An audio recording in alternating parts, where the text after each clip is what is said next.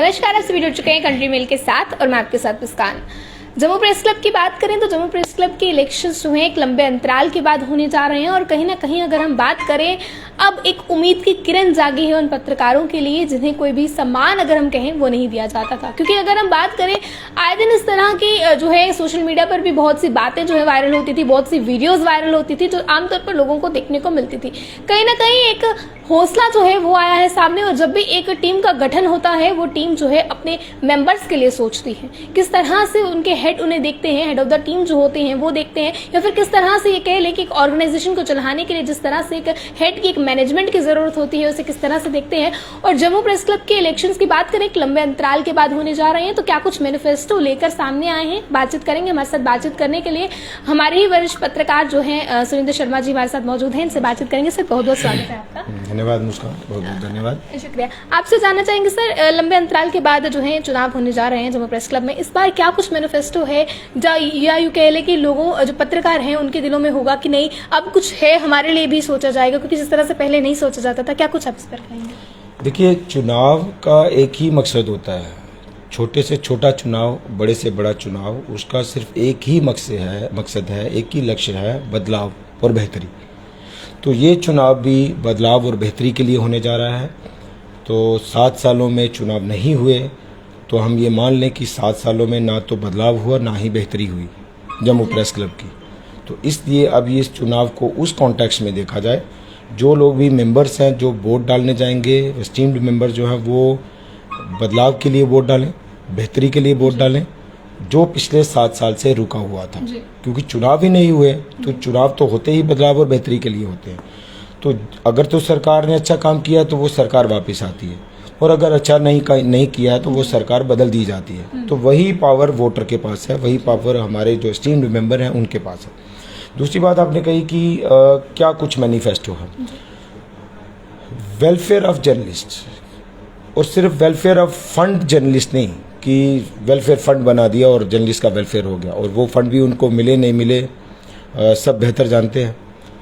तो हर तरीके से जर्नलिस्ट का बेहतर हो। पत्रकार, मैं शुरू से कह रहा हूँ कि पत्रकारिता और प्रेस क्लब, इसका मान सम्मान और गौरव, इसको फिर से बहाल करना ही हमारा सबसे बड़ा लक्ष्य है। और इसके दायरे में अब सारी चीज़ें आ जाती हैं। एक पत्रकार बहुत सारी परेशानियों से जूझता है। आज हम प्रेस क्लब की बात करें, सोशल मीडिया की बात करें, तो सारे लोग हम देखते हैं वो बाहर खड़े होते हैं, सड़क पर खड़े होते हैं, कोई सीढ़ियों पे बैठा है, कोई पीछे एग्जीबिशन ग्राउंड है वहाँ बैठा है, पीने का पानी नहीं है, कोई मोटरसाइकिल पे बैठा है। तो ये सारी परेशानियों को दूर करना, बैठने की अच्छी व्यवस्था करना, पीने का पानी उपलब्ध करवाना, और जो सोशल मीडिया में भी जो अच्छा काम कर रहे हैं उसको रिकॉग्नाइज करना, और जो लोग अभी न्यू कमर्स हैं उनको ग्रूम करना, उनको पॉलिश करना, उनको ये सारी चीज़ें समझाना, ये हमारी प्राथमिकता रहेगी। ताकि जो अच्छा पत्रकार बनने के लिए जो भी किया जाना चाहिए, ताकि मान लीजिए इस वक्त कोई 4-5 लोग बहुत अच्छा काम कर रहे हैं तो ये 4-5 की संख्या नहीं रहे, ये 10 बढ़े, 20 बढ़े, 30 बढ़े, 50 बढ़े। तो जो भी इस क्राइटेरिया के तहत हम उनको लाने की कोशिश करेंगे, हम उनके सेशंस करवाएंगे, मीडिया हाउसेस के घरों में ले जाएंगे, बड़े बड़े मीडिया हाउसेस हैं वहाँ पे ले जाएंगे, बताएंगे कैसे काम होता है। जो वेटरन जर्नलिस्ट हैं उनसे हम उनके जो डिस्कशंस करवाएंगे ताकि वो कुछ सीखे।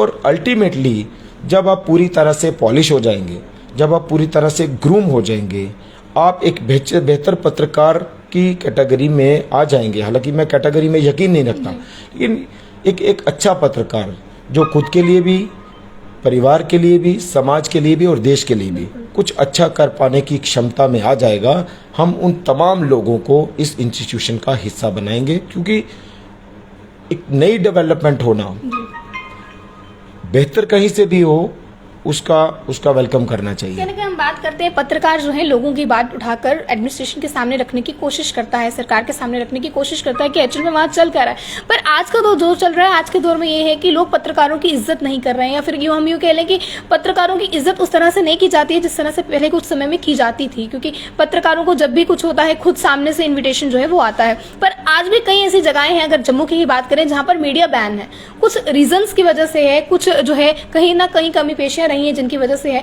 तो क्या एक सम्मान दिलाने में कितनी मदद जो है आपकी तरफ से की जाएगी? अब मैंने वही बात कही कि पत्रकारिता और जम्मू प्रेस क्लब का मान सम्मान और उसके गौरव को फिर से बहाल करना, वो कैसे होगा कि जब एक अच्छा पत्रकार बनेगा, और जब एक अच्छा पत्रकार बनेगा वो इंस्टीट्यूशन का हिस्सा क्यों नहीं बनेगा?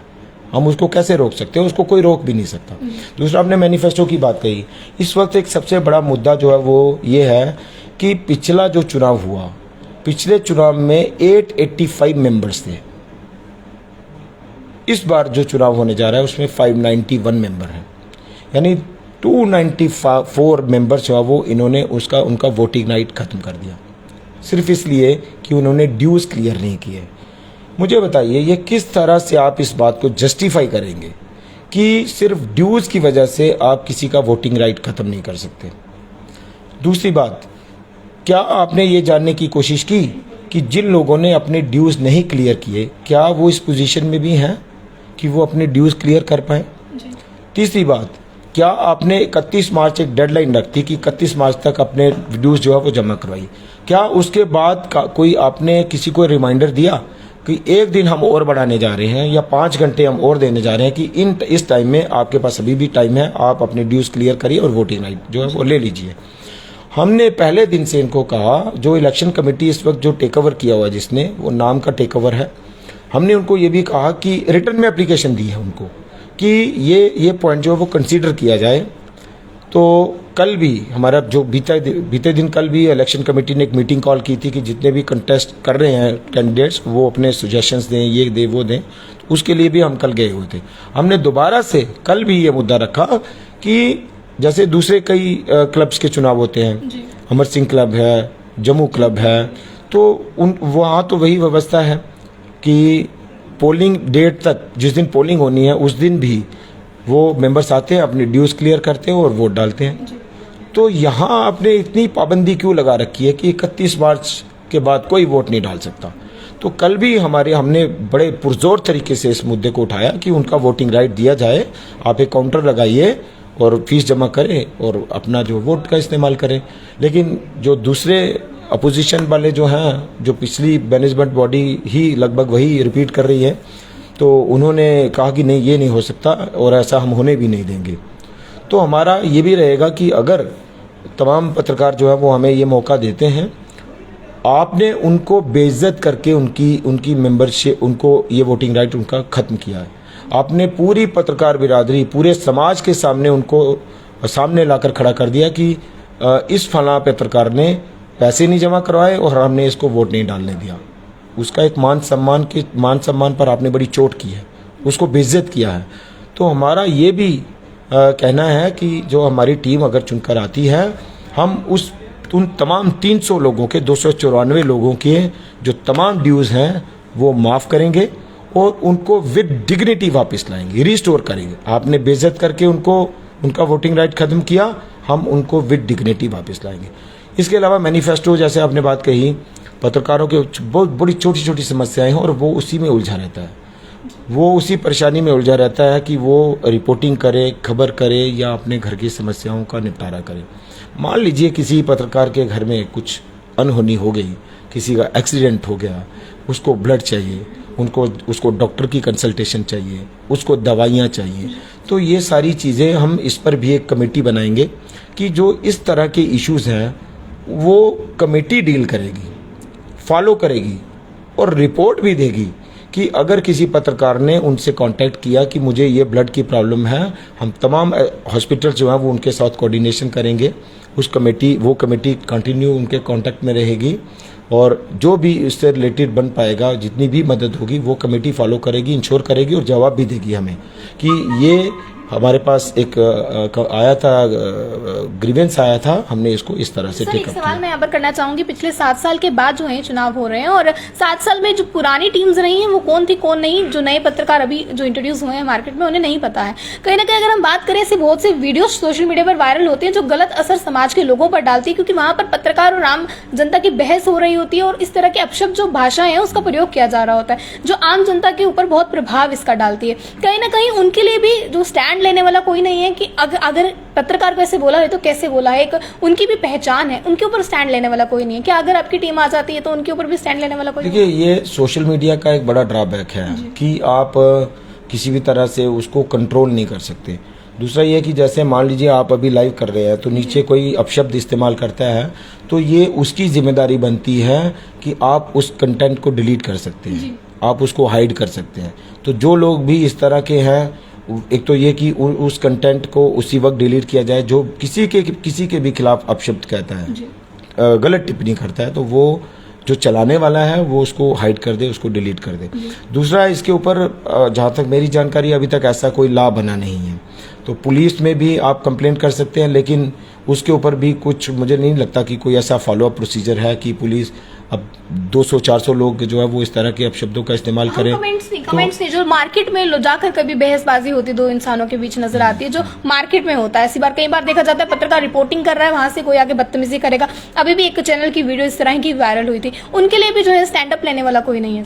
ये इस पर हम जरूर जो है वो स्टैंड लेंगे, और सबसे पहले हमारी प्राथमिकता यही रहेगी कि सोशल मीडिया में जो अच्छे पत्रकार हैं, जो अच्छा काम कर रहे हैं, उनको हम जो है वो इस इंस्टीट्यूशन का हिस्सा बनाएंगे।